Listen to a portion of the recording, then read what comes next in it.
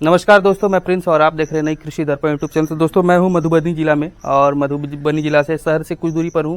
काफ़ी साधारण तरीके से डेयरी फार्म को चलाया जा रहा है। यहाँ पे आप मेरे पीछे देख पा रहे हैं। और डेयरी फार्म को चलाने वाले मैं आपको बता दूं कि ये एक्स आर्मी है, यानी कि आर्मी से रिटायर्ड होने के बाद, क्योंकि आर्मी में जो होता है वो काफ़ी मेहनती होता है और डेयरी फार्म का भी जो काम होता है काफ़ी मेहनत का काम होता है।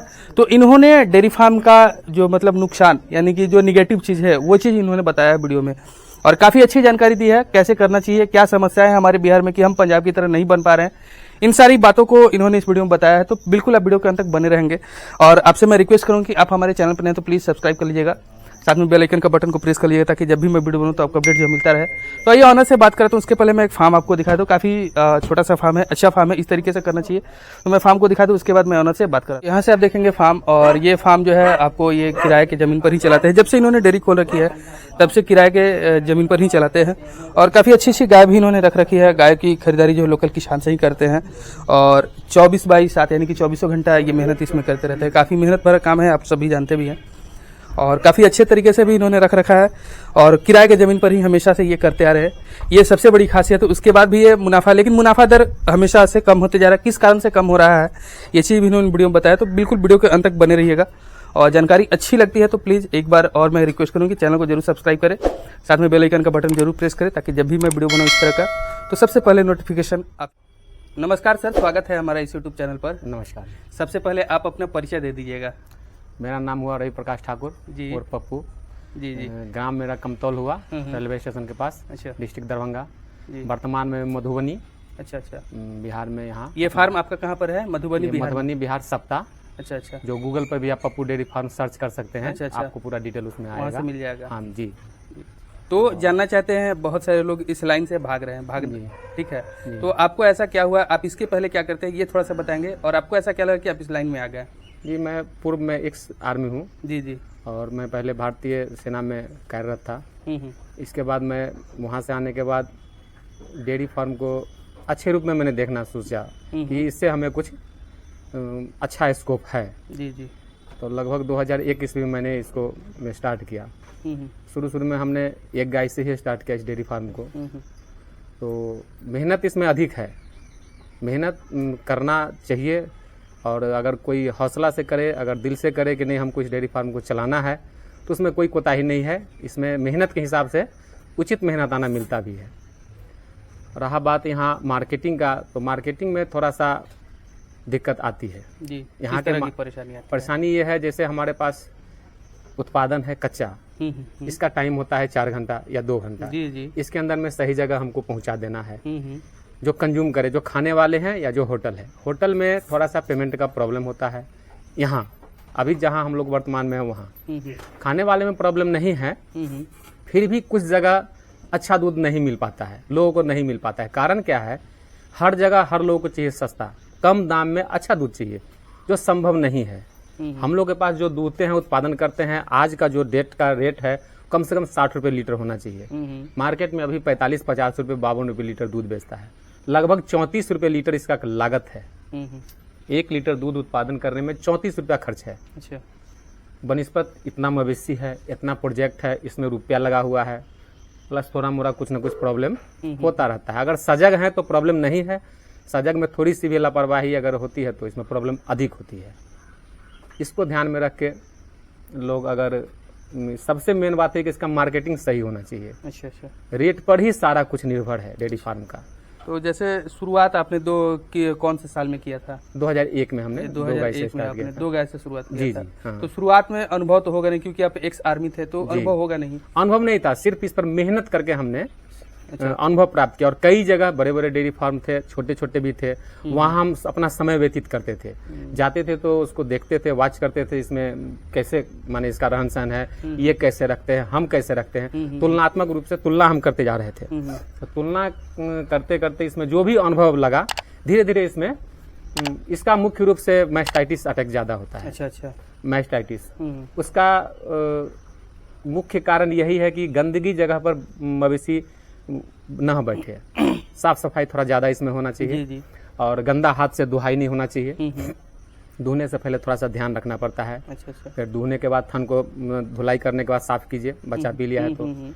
साफ करने के बाद क्या होता है उसमें जो सरसों तेल या जो भी हो लगाइए, धुइए। इसके बाद थोड़ा सा उस पर एंटीसेप्टिक कुछ लगना चाहिए धोने के बाद।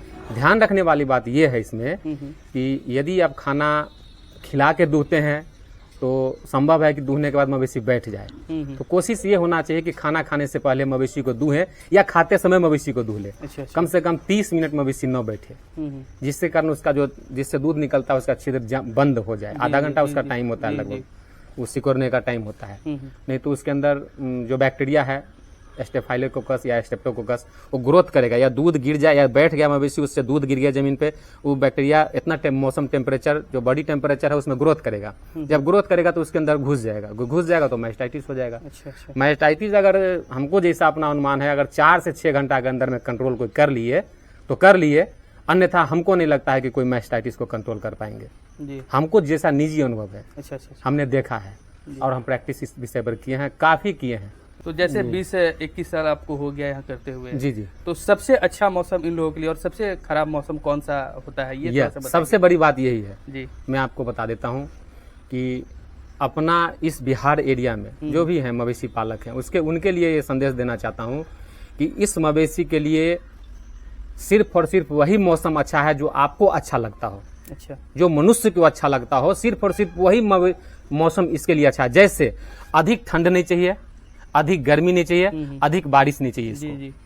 तीनों चीज में इसको प्रॉब्लम है। अधिक कुछ भी नहीं चाहिए। अच्छा। आपको जो अच्छा लगता हो वही इसको भी अच्छा लगता है, इस फॉर्म में, इस नस्ल में।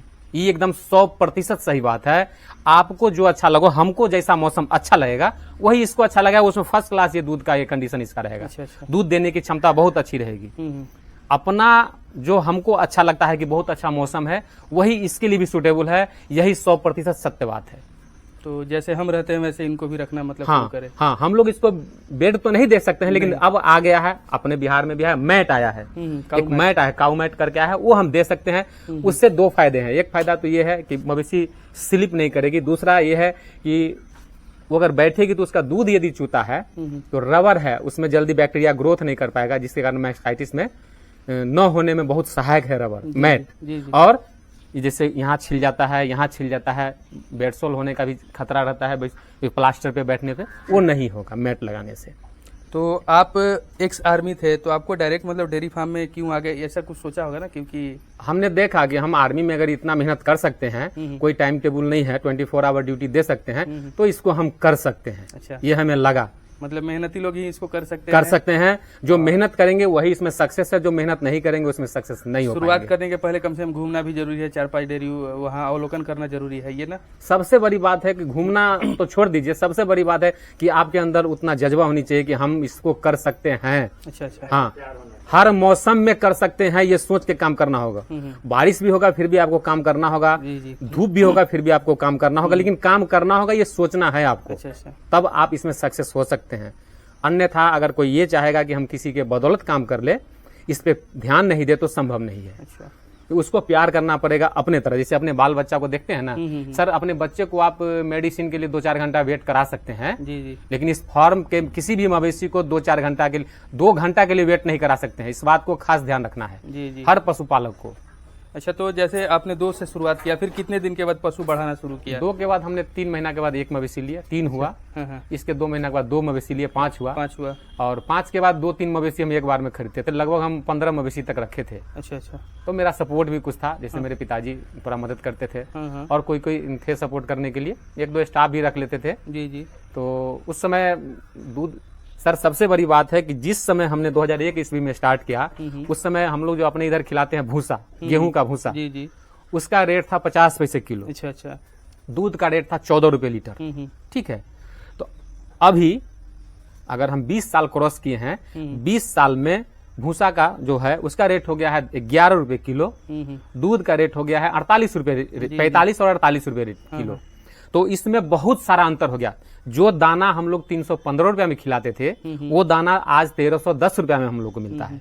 तो इसमें लगभग 4.5 गुना की बढ़ोतरी हुई है दाना में, फीड में।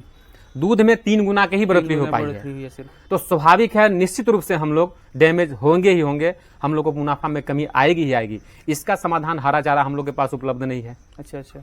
और बारिश का एरिया रहता है तो हम लोग उसको मेंटेन नहीं कर पाते हैं। जैसे अभी साइलेज आता है, साइलेज मंगाएंगे तो वो पड़ता है लगभग 8 साढ़े 7 रुपये के जी हम लोग को, 7 रुपये 65 पैसे के जी यहाँ पड़ेगा। तो 7 रुपये 65 पैसे के जी यहाँ हम खिलाते हैं, एक मवेशी को 15 के जी खिलाते हैं, ऊपर से दाना खिलाएंगे तो हमको उसमें फायदा न देना है, क्योंकि ट्रेवल ज्यादा लग जाता है हमको। जी जी जी। हम लोग के मवेशी के लिए वैसा कोई संसाधन नहीं है। यहाँ जो भी है मवेशी के हित में न सोच के अहित में सोचता है। अगर कोई मेडिसिन भी लाने जाते हैं तो उसमें भी 10 गुना का दाम बढ़ गया है। जी जी जी। लेकिन भूसा में 20 गुना दाम बढ़ गया है, बिल्कुल। चारा में 4.5 गुना दाम बढ़ गया है, लेकिन दूध का रेट में 3 गुना दाम बढ़ा है। वही का वही है, वही का वही है। इसमें अगर 4 गुना 4.5 गुना जैसे सब कुछ का दाम बढ़ा है, उस अनुपात में यदि ये भी बढ़ता है तो सर कोई प्रॉब्लम नहीं। एक मवेशी का दाम सर 50,000 रुपये पड़ता है। हम लोग खरीद के लाते हैं ये सोच के चलिए 15 लीटर देगा, पता नहीं अगर 15 लीटर नहीं दिया, 10 लीटर दिया तो इस पर कितना लागत बैठ जाएगा। 50,000 रुपया है, उसका इंटरेस्ट है, यदि अपना पूंजी नहीं है तो वो भी देखना है। जी जी। भाड़ा जहाँ रहते हैं वो भी देखना है, जी। बिजली है वो भी देखना है, सब कुछ तो आपको देखना सही है। बात है। ये तो नहीं है कि हम यहाँ से मतलब अलग से खरीद कहीं से पैसा ला के इसमें लगाते चलेंगे। जी जी जी। कमाना इससे है, ये धंधा बेकार नहीं है, धंधा खराब नहीं है, बशर्ते इसमें थोड़ी सी सुधार की और आवश्यकता है। जी, तो ये मतलब इस समस्या का निवारण, इतनी सारी समस्या है जो इसका निवारण कैसे हो सकता है, ये कैसे इस पर हम आगे बढ़ सकते हैं, क्योंकि आज पंजाब हमसे काफी आगे है, हरियाणा भी आगे है और भी दूसरे राज्य भी आगे, वहाँ की सरकारें भी मतलब इस पर ध्यान दे, तो हम लोग कैसे आगे बढ़ सकते हैं? हम लोग आगे बढ़ सकते हैं जैसे हम सब लोग सपोर्ट करते हैं। पंजाब में ज्यादा बारिश नहीं होती है, जी जी। वहाँ लोगों का खेत है, जैसे मान लीजिए जिसका है 5 कट्ठा 5 बीघा जैसे हुआ, चाहे उसको जो बोलिए एकड़ बोलिए, उस अनुपात में वहाँ लोगों का खेत है। हम लोग के पास कहीं पर 10 कट्ठा है, 1 बीघा साइड ही कहीं है। पानी का ऐसा कंडीशन है कि लगभग हमको लगता है 4-5 महीना पानी में ही डूबा हुआ रहता है यहाँ का खेत। पंजाब में खेत पानी में डूबा हुआ नहीं रहता है, वहाँ समतल जमीन है, यहाँ उबड़ खाबड़ जमीन है। हम लोग यहाँ सही से कम्युनिकेशन भी हम लोग के पास नहीं है। यदि हरा चारा हम लोग उगा भी लेते हैं तो उसको ला नहीं पाते हैं सही जगह पे सही ढंग से, जिसके कारण हम लोग खर्च अधिक पड़ जाता है। जब ये खर्च अधिक पड़ेगा तो आमदनी हम लोग का कम हो जाएगा, सीधी बात है। अगर खर्च अधिक करेंगे तो आमदनी कम हो जाएगा, आमदनी कम हो जाएगा तो हम लोग प्रॉफिट में ज्यादा नहीं जा सकते हैं। सुधा कंपनी हम लोग से कितना रेट में लेती है? 28-30 रुपये दूध खरीदती है, 34 रुपये लीटर हम लोग का लागत पड़ता है। तो कहाँ से मुनाफा तो हम लोग किस एंगल से इसको मुनाफा दे पाएंगे? जी सही बात है, एक नंबर की बात आपने बताई। अभी आपके पास टोटल कितनी पशु है सर? मेरे पास टोटल 12 गैया है। और मिल्किंग में कितनी है? मिल्क में अभी लगभग 7 है। दूध कितना निकाल लेते हैं? लगभग वही 80 लीटर के आसपास। 80 लीटर के आसपास। किस रेट से दूध अभी आपका बिक रहा है? 50 रुपये, 52 रुपये। 50 रुपये। तो पहले की उपेक्षा आपने खुद बता दिया कि पहले की उपेक्षा आपका मुनाफा होता है, मुनाफा, लेकिन फिर भी कैसा बिजनेस है ये बताएंगे थोड़ा सा। बिजनेस सही है, बिजनेस अगर मेहनत करते हैं तो कमा सकते हैं। इसमें टर्नओवर अधिक होना चाहिए, जैसे चेंज होते रहना चाहिए मवेशी।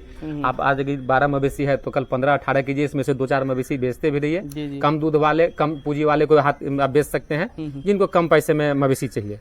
आप अधिक दूध वाले रखिएगा तभी आप संभव हैं। कैसी पशु रखे हम, ये चीज थोड़ा सा बताएंगे। जैसे डेयरी फार्म के लिए में रखे, डेयरी फार्म में जो जर्सी फ्रीजन है वही सक्सेस। कौन से ब्यात में रखना चाहिए सर? कितनी, कौन सी ब्यात तक रखनी चाहिए?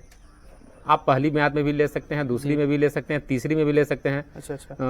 आप मुख्य रूप से निर्भर करता है मेंटेनेंस पर। ये मवेशी हमारी 10 ब्यात की है। अच्छा अच्छा। ये लेकिन सब नहीं हो सकती है। ये 10 ब्यात की मवेशी है, अभी भी 14-15 लीटर दूध देती है। अच्छा अच्छा। और ये बच्चा जब भी देती है तो बाछी देती है, तो ये हमारे लिए सबसे बड़ी प्लस पॉइंट है। ये सिर्फ अच्छी गाय है, वो गाय है दूसरी ब्यात की है, वो लगभग 14-15 लीटर वो दूध देती है। किनारे वाली? हाँ, अभी जो बैठी हुई है वो समझिए गाभिन है। अच्छा। ये खड़ी है, ये भी गाभिन है। और खाने में क्या क्या आप इनको देते हैं? अभी खाने में हम लोग भूसा देते हैं, चोकर देते हैं और नमक का इस्तेमाल करते हैं। अच्छा अच्छा। कभी कभी हम लोग खाने वाला सोडा भी देते हैं, जिसको सोडियम बाइकार्बोनेट कहते हैं। और देखते हैं कि खाने में सही ढंग से खाए, पानी पिए, उसके लिए नमक देते हैं हम लोग। अच्छा अच्छा। और कितनी मात्रा में मतलब जैसे जितना दूध देता है लगभग उसका 40% हम लोग खाना दे देते हैं। अच्छा, जैसे 20 लीटर है तो 20 लीटर है तो लगभग हम लोग 8-9 केजी उसको दाना देते हैं। अच्छा अच्छा। भूसा अलग से। दाना अगर 8-9 केजी है, उसका जो कॉस्ट पड़ता है, यदि लगता है कि हमारे मवेशी दाना अधिक नहीं पचा पा रहे हैं तो उस कॉस्ट के अनुसार उसको कैल्शियम दे दीजिए। हीटिंग वगैरह की प्रॉब्लम होती है, रिपीटेशन करना, रिपीट करना बार बार, ऐसा होता है? लगभग नहीं होती है, नहीं होती है। बस एक ही बात है, कॉन्शियस रहना है। मतलब पशुपालक अगर एक्टिव है तो साल में एक बच्चा मिल जाता है, वही बच्चा बेच लिया, वो 100% फायदा है। सबसे बड़ी और माइनस पॉइंट हम लोग के साथ है, गोबर हम लोग का डैम्प हो जाता है, बेकार हो जाता है, इसका कोई कीमत नहीं है। आज के डेट में गोबर अगर बिकने लगे तो हमको लगता है 30% भूसा का पैसा उससे रिटर्न हो जाएगा, जो कि यहाँ उसका कोई अहमियत नहीं है। सरकार को इस विषय पर पहल करनी चाहिए कि डेयरी फार्म जहाँ जहाँ भी है वहाँ से गोबर, मतलब अगर कोई ऐसा शेल्टर है जहाँ जाए या कुछ बने उसमें, जैसे वर्मी कंपोस्ट बने, तो वहाँ अगर गोबर माने कंज्यूम हो, खपत हो, जैसे भूसा खपत हो गया, गेहूं खपत हो गया, उसी तरीका से दूध अगर बिक रहा है तो गोबर भी बिक जाना चाहिए। अच्छा, तो और मुनाफा मिलने से तब हम लोग मेंटेन कर जाएंगे, मेंटेन कर सकते हैं आसानी से। कभी सुनते हैं गोमूत्र का भी उपयोग होता है। जी, अगर गोमूत्र हम लोग का निकल जाए, गोमूत्र यदि हम लोग उस ढंग से स्टोर करेंगे, अगर कोई डिमांड करेंगे तो हम लोग उसको जमीन पे न गिर के किसी कैन में उसको स्टोर करके देंगे, तो वो हम लोग के लिए माने बहुत बड़ी बात होगी। अगर गोबर हम लोग को सही रेट में बिकता है तो ये भी बहुत बड़ी बात है हम लोग के लिए। फिर नए लोग करना चाहते हैं, जैसे युवा काफी बेरोजगारी दर बढ़ चुकी है, जी, नए लोग अगर करना चाहते हैं तो कैसे शुरुआत करनी चाहिए, थोड़ा सा इस विषय पर भी बात करेंगे आप। सर, हम सबसे पहले ही बता दिए हैं कि जो भी करना चाहेंगे उनको पूर्ण रूप से समर्पित होना पड़ेगा इस विषय में, और अनावरत करना होगा। जब से आप शुरू करते हैं और जब तक करते हैं तब तक इसमें से निकलने का चांस नहीं है। इसमें मुनाफा है, बशर्ते सही मवेशी का मतलब चयन होना चाहिए कि हम अच्छी दूध वाली मवेशी खरीद रहे हैं, परचेज कर रहे हैं, और सही जगह बिक जाना चाहिए दूध। ये सबसे मवेशी का दूध अगर निकल रहा है तो सही जगह कंज्यूम हो जाना चाहिए, ये सबसे बड़ी बात है। सबसे बड़ी बात अगर दूध बिक गया तो आप एकदम प्रॉफिट में, कहीं नौकरी से लाख गुना बेहतर है अपना डेयरी फार्म। और हमने अभी तक घाटा नहीं, हमने जो कमाया यहीं से कमाया, काफी कमाया हमने। हम लोग 20 साल से कर रहे हैं तो काफी पैसा कमाया। मिला करके आप एक शब्द में कहें कि एक खूटा अपना भी होना चाहिए यहाँ पे। निश्चित रूप से। चलिए, काफी अच्छी आपने जानकारी दी, इसके लिए आपको बहुत बहुत धन्यवाद।